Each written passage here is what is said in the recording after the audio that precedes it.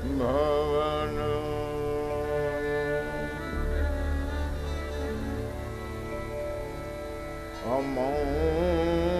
अमंगल हारी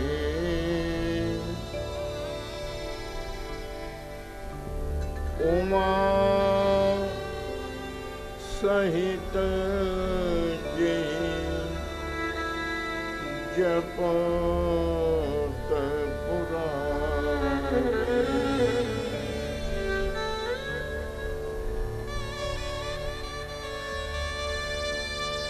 वंदो प्रथम भरत के चरणा जासुने व्रत जैन वरना वंदो लक्ष्मण पद जल जाता शीतल सुभग भगत सुखदाता सोदन पद कमल नमामि सूर सुशील भरत अनुगामी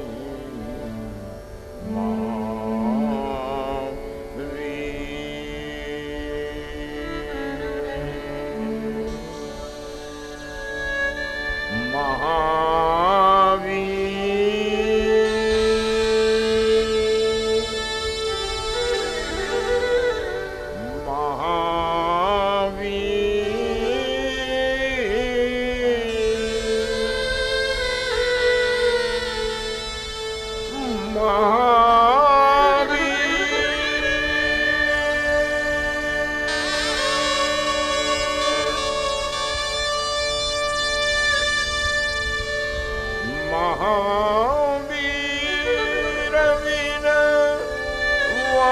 हनुमान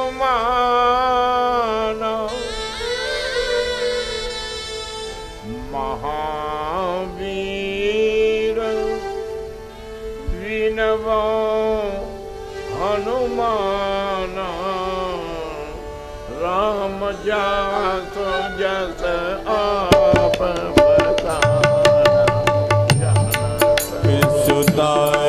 जग जननी जानकी अतिशय प्रिय करुणा निधान की जनक सुता जग जननी जानकी अतिशय प्रिय करुणा निधान की आके जुगपद कमल मनावो जासु कृपा निर्मल मति पावो जाके जुगपद कमल मनावो जासु कृपा निर्मल मति पावो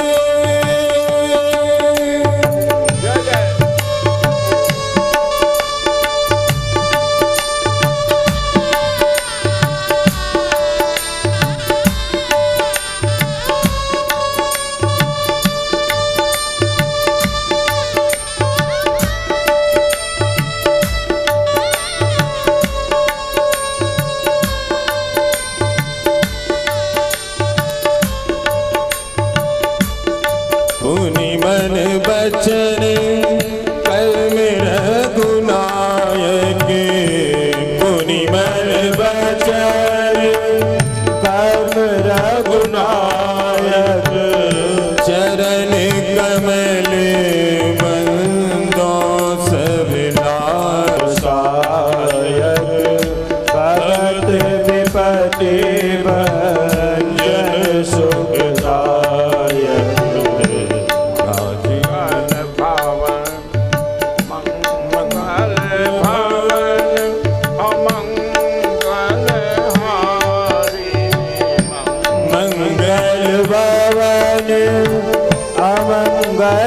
हारी प्रभु सुदशरथ अजर बिहारी प्रभु सुदशरथ अजर बिहारी मंगल भवन अमंगल हारी प्रभु सुदशरथ अजर बिहारी मंगल भवन अमंगल हारी प्रभु सुदशरथ अजर बिहारी श्री राम जय राम जय जय राम श्री राम जय राम जय जय राम श्री राम जय जय राम श्री राम जय जय राम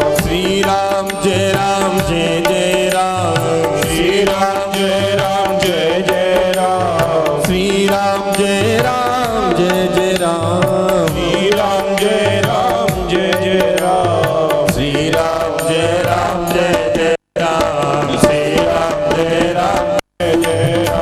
जय राम श्री राम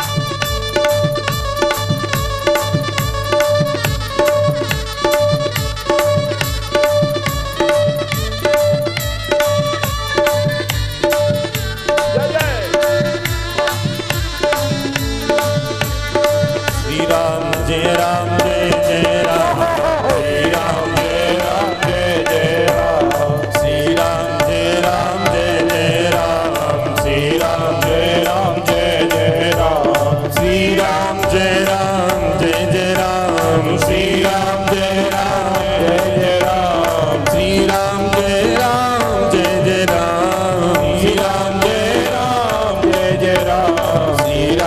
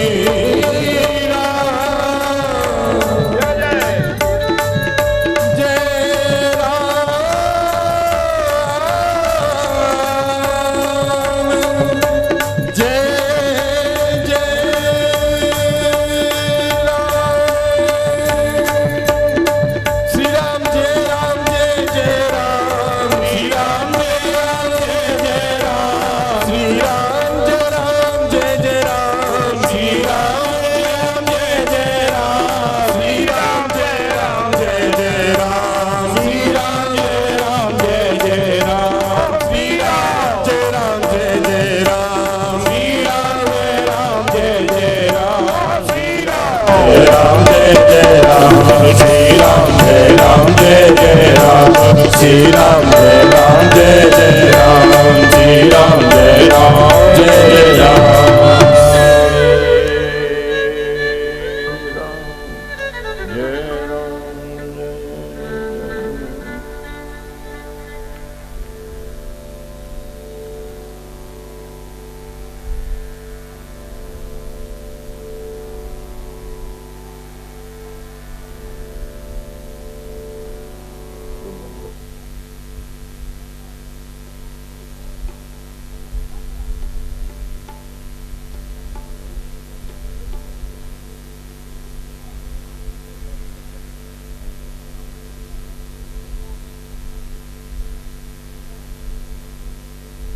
एक बार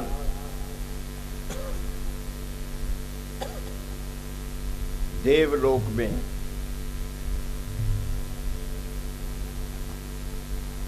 देवताओं की बृहद सभा बैठी।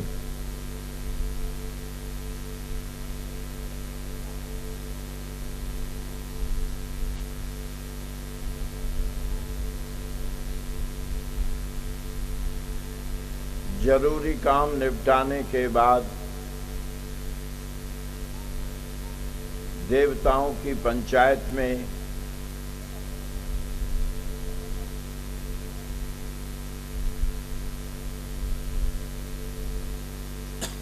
सदस्यों की ओर से 2 प्रस्ताव उपस्थित हुए।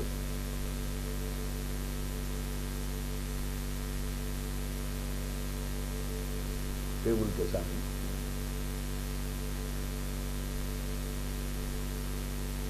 ठीक।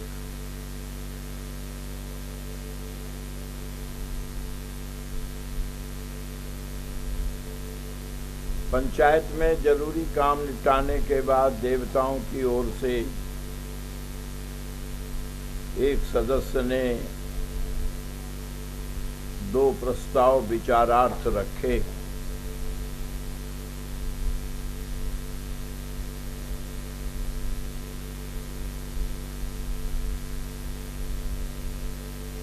पहला प्रस्ताव ये था कि समय का विभाजन 4 युगों में किया गया है, सतयुग, त्रेता, द्वापर, कलयुग। इन चारों युगों में श्रेष्ठ युग कौन सा है? सतयुग श्रेष्ठ है, त्रेता श्रेष्ठ है या द्वापर श्रेष्ठ है? कलयुग की ओर तो किसी का ध्यान जाता ही नहीं। तो लोभ युग, ये तो अंधकार युग है।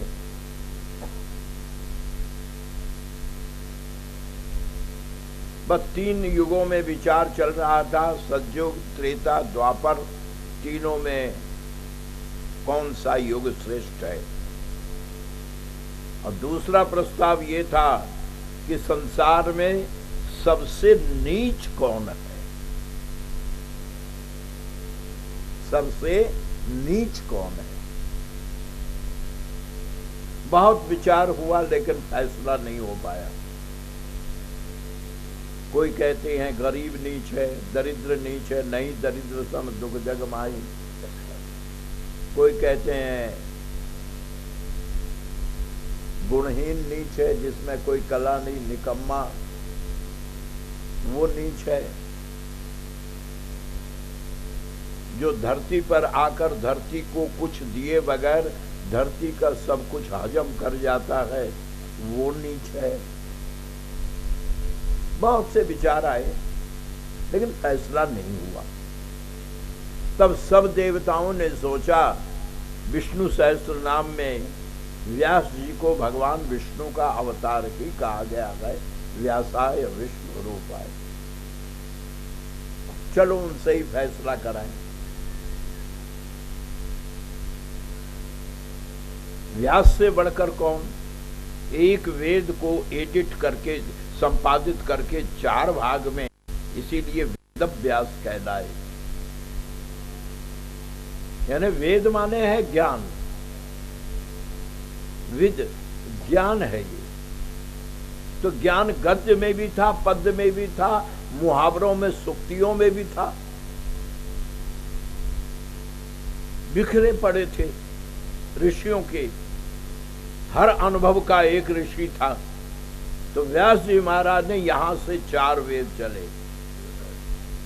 4 में भी वेद वास्तव में तो 3 ही हैं, त्रिवेदा। वेद तो 3 हैं, श्याम, यजुर, सामवेद, अथर्ववेद और यजुर्वेद और ऋग्वेद।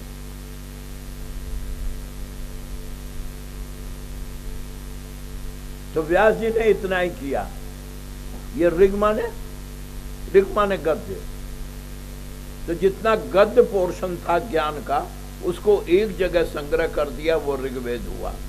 जितना पद्य भाग था उसको एक जगह संग्रह कर दिया, वो सामवेद हुआ। जितनी मुहावरे थी, सुक्तियां थी, उनको एक जगह संग्रह कर दिया, वो यजुर्वेद करे। यजुर्वेद में केवल सुक्तियां हैं, यजुर्वेद कहलाया। और जो तीनों में कॉमन था, यानी जो ज्ञान गद्य में भी है, पद्य में भी है और सुक्तियों में है, वो तीनों में है, उसको एक जगह संग्रह करके वो संग्रह अथर्वण कहलाया। तो कहने का मतलब ये कि व्यास से बढ़कर कौन, जिसने ज्ञान को एक विभाजन करके दिशा दी, 18 पुराणों की रचना की, पंचम वेद महाभारत की रचना की, उनसे बड़ा कौन। श्रीमद् भागवत महापुराण की रचना की, चलो उनसे फैसला कराएं। जब व्यास जी के आश्रम पर पहुंचे तो पता ये चला व्यास जी महाराज स्नान करने गंगा गए हुए हैं। तो जो देवताओं का प्रतिनिधि मंडल आया था व्यास जी से मिलने के लिए, वो गंगा किनारे ही पहुंच गया। बैठे, बैठ जाइए, अस्त व्यस्त नाम।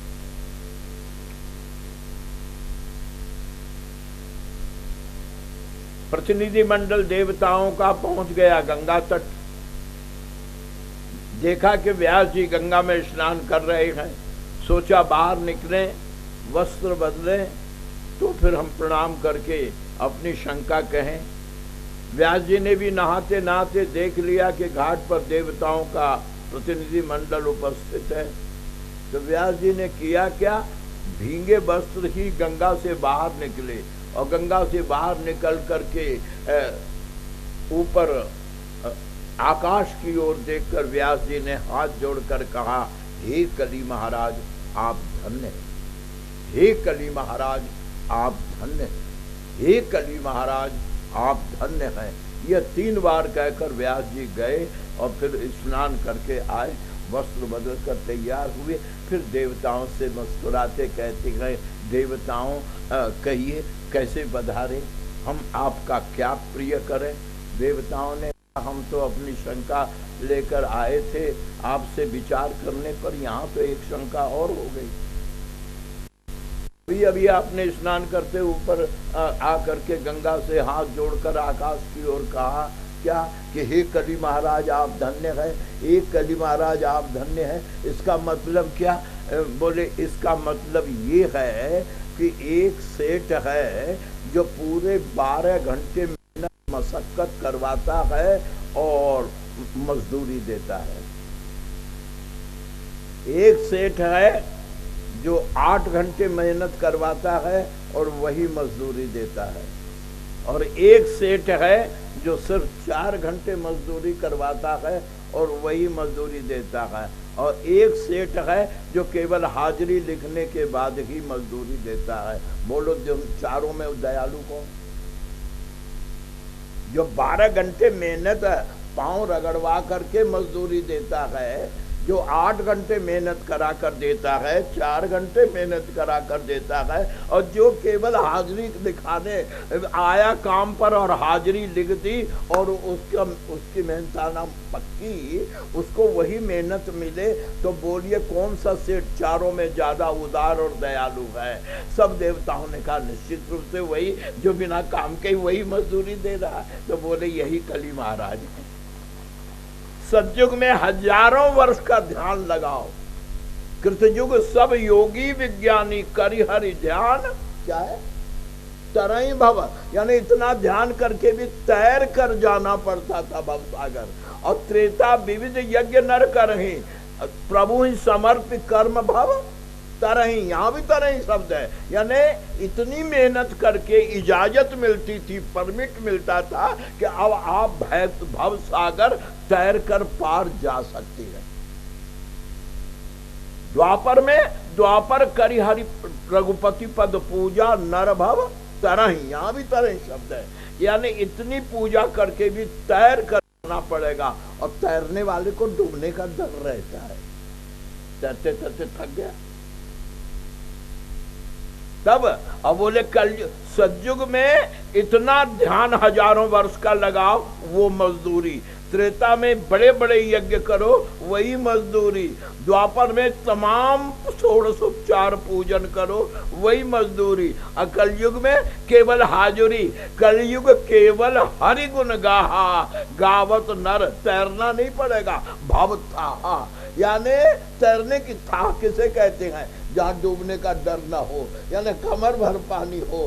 तीनों युगों में तैरना पड़ेगा, यानी साधन के बाद भी साधन करना पड़ेगा। और कलयुग में तो कुछ नहीं करना, बैठकर श्रद्धा से केवल भगवत गुण श्रवण करना है। केवल श्रवण करके आप भवसागर से पार हो सकते। देवताओं ने कहा यही तो हमारी शंका थी, मिल गया उत्तर कि चारों युगों में कौन सा युग श्रेष्ठ है। और गोस्वामी जी ने व्यास जी का आदर करते हुए मानस में लिखा, क्या कलयुग समय युग यान नहीं, जो नर कर विश्वास।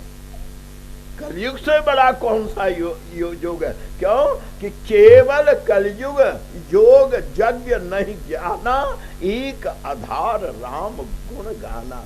बैठकर राम के चरित्र का गुणगान करो, कथा श्रवण करो, कथा वाचन करो, आपस में विचार करो, राम के लिए राम की चर्चा करो, तुम्हारा बेड़ा पार।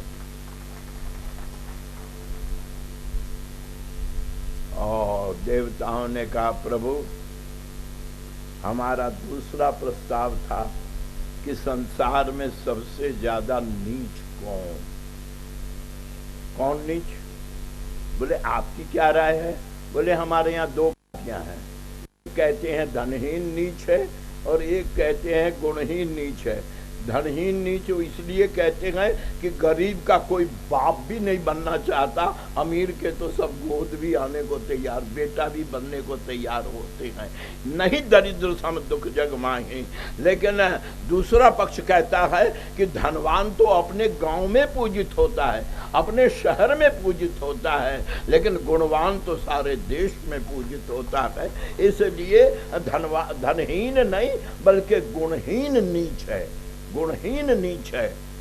अब आप बताइए धनहीन नीच है या गुणहीन नीच है? व्यास जी महाराज कहते हैं मेरी राय पूछते हो तो मेरी राय तो इन दोनों से अलग है।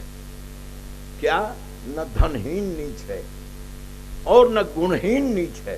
तब केचित वदंती, कुछ देवताओं का मत है क्या कि केचित वदंती धनहीन जनो धन्या, अन्यै वदंती। दूसरा पक्ष कहता है अन्यै वदंती गुणहीन जनो जघन्या। गुणहीन नीच है, पर व्यास जी कहते हैं भाइयों न धनहीन नीच है और न गुणहीन नीच है। तब व्यासो वदत् खलु शास्त्र विचार दक्ष, क्या कि नारायण स्मरण हीन जनो जघन्य। जो मानव शरीर प्राप्त करके प्रभु का स्मरण नहीं करता है, जो मानव शरीर प्राप्त करके 24 घंटे में 24 बार भी प्रभु का नाम नहीं लेता है, तो जेहि तन दियो ताहि बिसरायो, ऐसो नमक हरामी। उससे बढ़कर नीच कौन? कहते हैं गोस्वामी जी कि जो पैर रहनि राम सो नाही, बार बार आता है वो पशु है। कैसा? रामचंद्र के भजन बिनु जो चह पद निर्वाण, ज्ञानवंत अपि सो नर पशु बिन पूछ विषान। यानी बिना सिंग पूछ के पशु। टीकाकार ने अर्थ किया कि आदमी तो है, आदमी को सिंग पूछ नहीं, लेकिन वो पशु। लेकिन गलत, तो कहने का मतलब और है कि वो पशु में भी वो पशु है कौन? जिसके न सिंग है न पूछ है। केवल दो ही पशु हैं जिनमें एक को सिंह नहीं और एक को पूछ नहीं। जो पे रहन राम सो नाही, तो नर खर कूकर शूकर सम वृथा जियत जग माही। गधे को सिंग नहीं होती, शूकर को पूंछ नहीं होता है, कुत्ते को सिंग नहीं होती है। तो गोस्वामी जी महाराज कहते हैं बिना सिंग और पूंछ के तीन ही पशु हैं, गधा, कुत्ता और शूकर।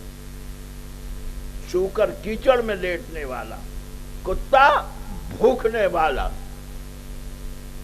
और गधा ये तो मूर्खराज प्रसिद्ध ही है। गोस्वामी तुलसीदास जी महाराज कहते हैं कि वो पशु भी वो पशु है, सिंग वाला नहीं, गाय नहीं है। जहाँ 33 करोड़ देवता रहते हैं तो पशु बिन पूछ विशान है। अतः तुलसीदास जी महाराज कहते हैं, व्यास जी महाराज कहते हैं, नानक जी कहते हैं, कहते तो सभी संत हैं पर हम मानते का। आज यही एक विडंबना है। आज हमारे कार्यक्रम का 6ठा दिन है। बहुत ध्यान से सुने। हम राम को मानते हैं, हम कृष्ण को भी मानते हैं, हम गीता को भी मानते हैं, हम रामायण को भी मानते हैं, हम भागवत को भी मानते हैं। यहाँ कोई कसर नहीं है। कसर किस बात में है? कसर ये है कि हम राम को मानते हैं पर राम की नहीं मानते हैं, भागवत को मानते हैं पर भागवत की नहीं मानते हैं, रामायण को मानते हैं पर रामायण की नहीं मानते, बाप को मानते हैं पर बाप की नहीं मानते हैं। आज यही विडंबना है। मानते तो हैं लेकिन उनको मानते तो हैं पर जानते नहीं। और कैसे जानेंगे? सोई जाने देहि जेहु जनाई। आइए हम इसीलिए यह राम चर्चा कर रहे हैं कि कुछ राम तत्व के संबंध में हमारी जिज्ञासा शांत हो सके। अतः अब हम कथा प्रसंग की ओर आगे बढ़ रहे हैं। सब अब एकाग्र होकर कल तक जहां तक कथा आपने सुनी है स्मरण होगा। भगवान राम ने चित्रकूट में अपनी 12 वर्ष की योजना असफल देखकर जानकी को रावण की मदद से अलग जब नहीं कर सके, क्यों? आप लोगों को विदित होगा कि प्रत्येक साधक को 2 तत्व चाहिए, मार्गदर्शक और लक्ष्य। यानी हर साधक को गुरु और इष्ट दोनों चाहिए। तो रावण के इष्ट शंकर नहीं है, रावण के गुरु हैं शंकर, और इष्ट तो देवी हैं। लंका कांड में वर्णन आता है कि जब कभी भी मेघनाद अथवा रावण असफल होने लगते हैं युद्ध में, तुरंत देवी यज्ञ के लिए बैठ जाते हैं, तुरंत देवी मंदिर में याचना के लिए बैठते हैं। इष्ट देवी हैं आद्या शक्ति और गुरु हैं शंकर जी महाराज। तो गुरु ने तो हाँ बोल दिया, लेकिन इष्ट देवी ने कहा ना, उसने मुझे अपने कुंडलनी चक्र में जगा रखा है। लेकिन जब अब राम जी ने अनसुईया के द्वारा यह उपदेश दिलवाया कि स्त्री के लिए पति का साथ देना ही पतिव्रत है, अन्य कोई रिश्ता महत्व नहीं रखता, जानकी मौन तो हो गई। लेकिन जब राम ने राक्षस वध का प्रण किया तो जानकी फिर उत्तेजित हो गई। क्यों? एक व्यक्ति को मारने की बात थी तो मैंने कलेजे पर पत्थर रख लिया कि चलो एक के हटाने से अगर सारी दुनिया खुश होती है, चलो उसे हटा दो। लेकिन आप तो एक जाति के नाश की बात कर रहे हैं, ऐसा नहीं होगा। लक्ष्मण जी महाराज कहते हैं भैया ये बात ऐसे बनेगी नहीं। तब आगे बढ़े और गोस्वामी तुलसीदास जी महाराज दोहे में दूसरी पंक्ति देते हैं, बहुत ध्यान दीजिए। आज मैं उसकी चर्चा कर रहा हूं कि निशिचर हीन करो मही भुज उठाय प्रण कीन, और उसके बाद सकल मुनिन के आश्रमणि जाय जाय सुख दीन। सकल मुनिन में से गोस्वामी तुलसीदास जी महाराज ने केवल 3 को चुना है। सबसे पहले उन्होंने चुना अत्रि आश्रम से प्रण करने के बाद जब राम आगे बढ़े तब सबसे पहले ऋषि मिले कौन? पुनि आए जहां मुनि सर्वभंगा, महर्षि सर्वभंग। ये बड़े विचित्र ऋषि थे।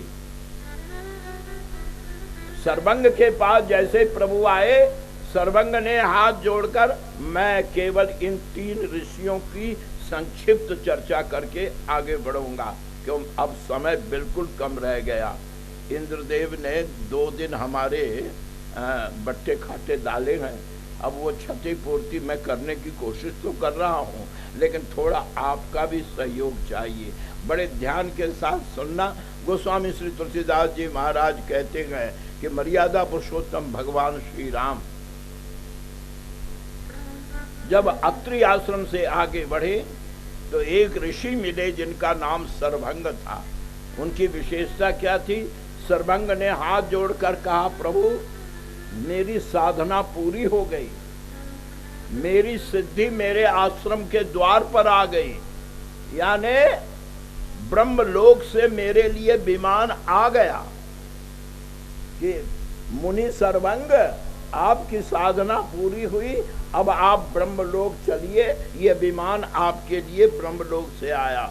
और मैं विमान की ओर जाने लगा। तब लेकिन जैसे विमान की ओर जाने लगा मैंने सुना क्या, अरे राम जी जंगल में आ रहे हैं, राम जी चित्रकूट छोड़ चुके हैं, आगे बढ़ चुके हैं, अब इसी जंगल में आ रहे हैं। तो जैसे मैंने सुना कि भगवान आ रहे हैं तो मेरे मन में एक ग्लानि हुई कि ये क्या सिद्धि हुई कि भगवान आ रहे हैं और मैं जा रहा हूं। इसी जंगल में मैंने साधना की और यहाँ प्रभु आ रहे हैं और मैं साधन का फल लेकर ब्रह्मलोक जा रहा हूं। तो प्रभु ने कहा फिर आप गए नहीं? बोले नहीं गया, मैंने विमान लौटा दिया। विमान से ध्वनि आई, अगर नहीं जाते हो तो तुम्हारी अब तक की साधना बेकार हो जाएगी, क्योंकि फल सामने है, चलो। बोले नहीं जाऊंगा, राम का दर्शन करके जाऊंगा। विमान ने कहा तो ठीक है, रुको तुम्हारी साधना सब गई, अब हम तो जाते गए। तो प्रभु मेरी सारी साधना तो खत्म हो गई, विमान आपके दर्शन के लिए मैंने लौटा दिया। प्रभु कहते हैं तो फिर आप बोलिए आप क्या चाहते हैं? बोले अब एक ही चीज चाहता हूँ। क्या? जात रहे हूँ विरंच के धामा, जा रहा था मैं ब्रह्मलोक, सुने उस श्रवण बन आए रामा। जैसे ही सुना कि राम जी आ रहे हैं मैंने विमान लौटा दिया। तो अब आप क्या चाहते हैं? तो जरा बहुत ध्यान दीजिए। सर्वभंग कहते हैं कि अब जब साधन सब नष्ट हो गया तो अब तो मैं स्वर्ग या ब्रह्मलोक या बैकुंठ जाने की बात तो कर नहीं सकता। बोले तो अब एक ही रास्ता है कि अगर आपके सामने प्राण त्याग करो तभी हमको मुक्ति मिल सकती है।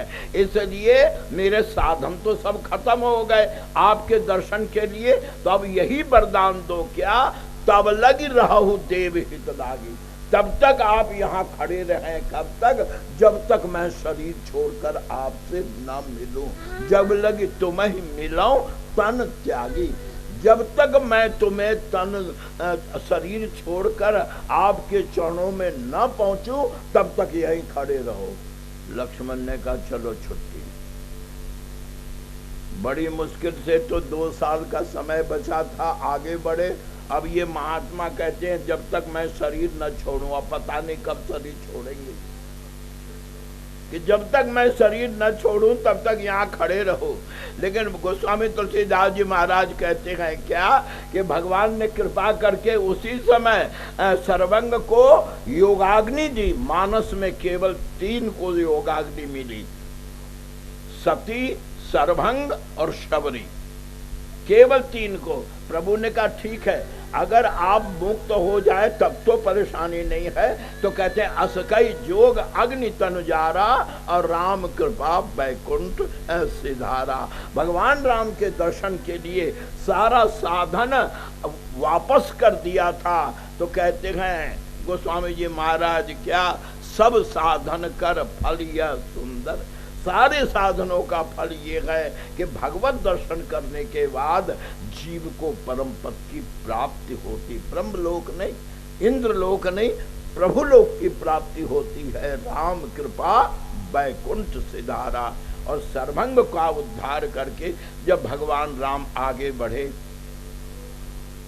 अब मैं 10 मिनट आपका ध्यान बहुत एकाग्र चाहूंगा। अगला जो मुनि मिलने वाला है राम जी से, मेरे ख्याल से राम के जीवन में इससे ज्यादा चतुर मुनि आज तक न मिला न कभी मिलेगा।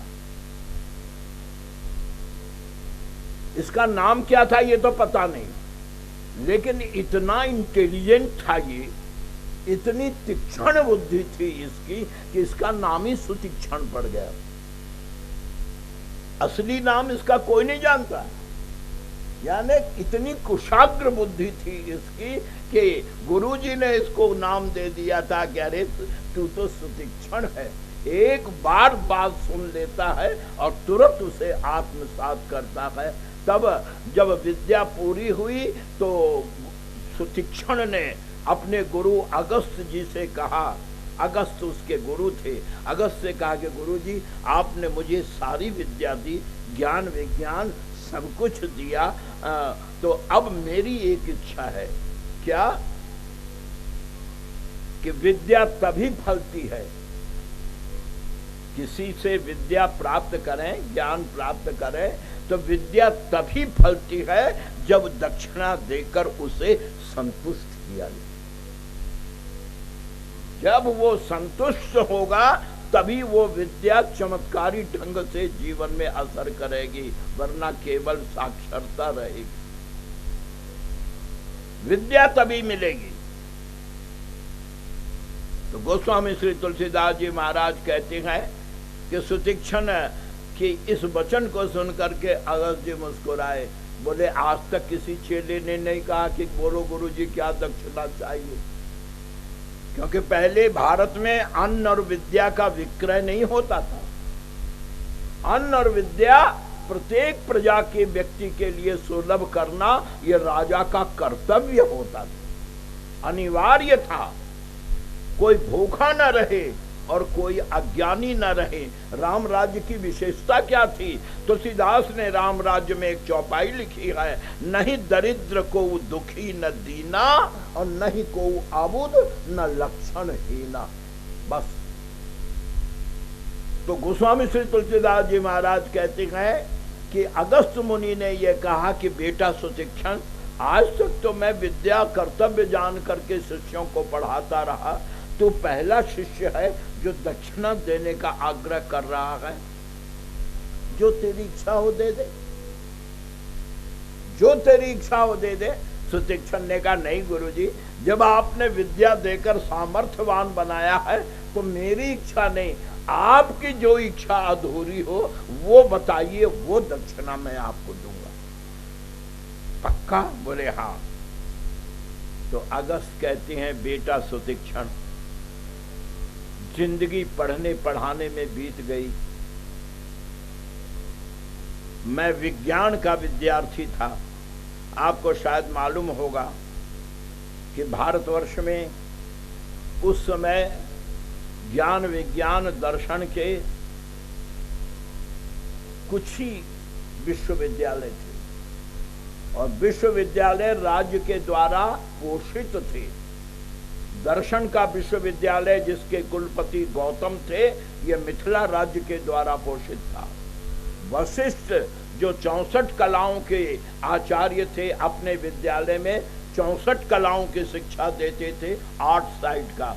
तब वो चक्रवर्ती दशरथ के संरक्षण में था।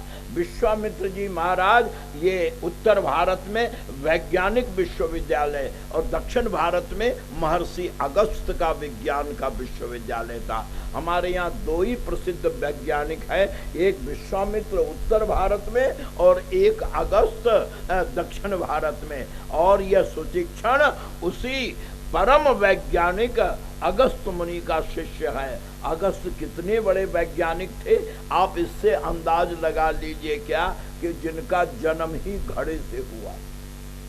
नाम था कुंभज। अगस्त का नाम है कुंभज, ये कुंभ से प्रकट हुए हैं, लेकिन काम क्या है? समुद्र सोख गए। विंध्याचल को कहां कुंभज यानी घड़े से पैदा और कहां विंध्याचल, लेकिन विंध्याचल को ऊपर उठने से अगर कोई रोक सका तो वो केवल अगस्त रोक सके। और बढ़त बिंद जिमी घटज निवारा, गोस्वामी जी कहते हैं। और कह कुंभज कह सिंधु अपारा, यानी इतने बड़े वैज्ञानिक थे कि समुद्र सोख जाना इनके बाएं हाथ का काम था। तब सुतीक्षण ने जब दक्षिणा का आग्रह किया तो अगस्त जी, देखो गुरु किसे कहते हैं? कलयुग में तो हरई शिष्य धन शोक न हरई, सो गुरु घोर नरक मा पड़ई।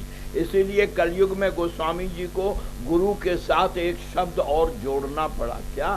सदगुरु।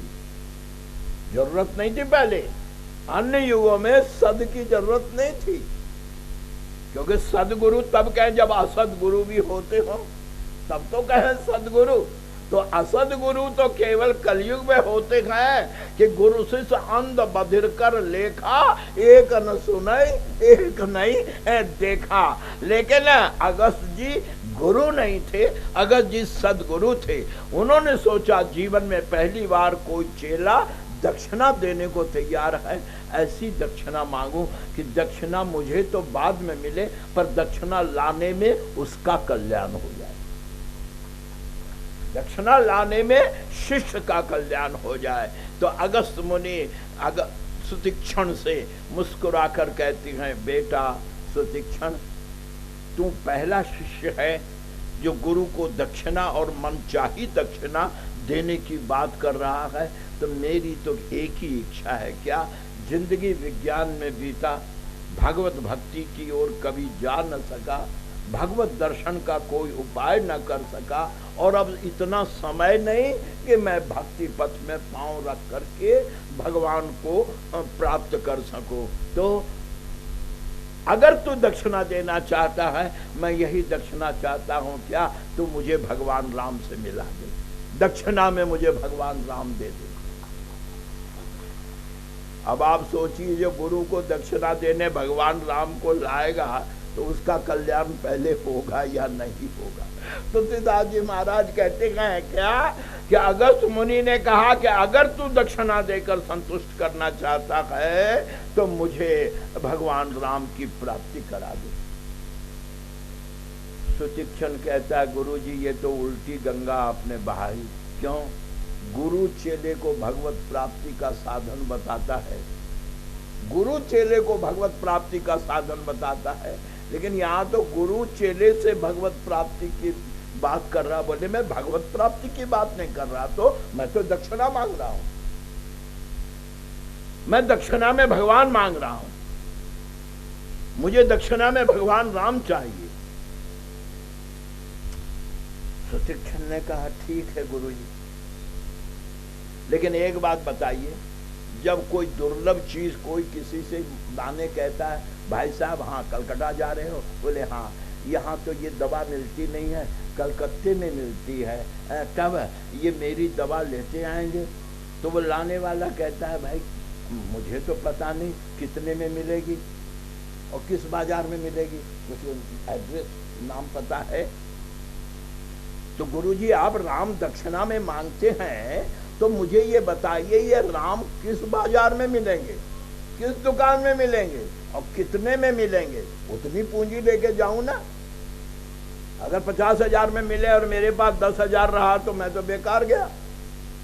और किस दुकान में मिलेंगे? अब सारी दुनिया में मैं कहां कहां भटकूं, कहां राम मिलेंगे? तो मुझे अगर आप दक्षिणा में राम चाहते हैं तो ये बता दीजिए राम कहाँ मिलेंगे और कितने में मिलेंगे। गुरु कहते हैं शाबाश तू लाएगा।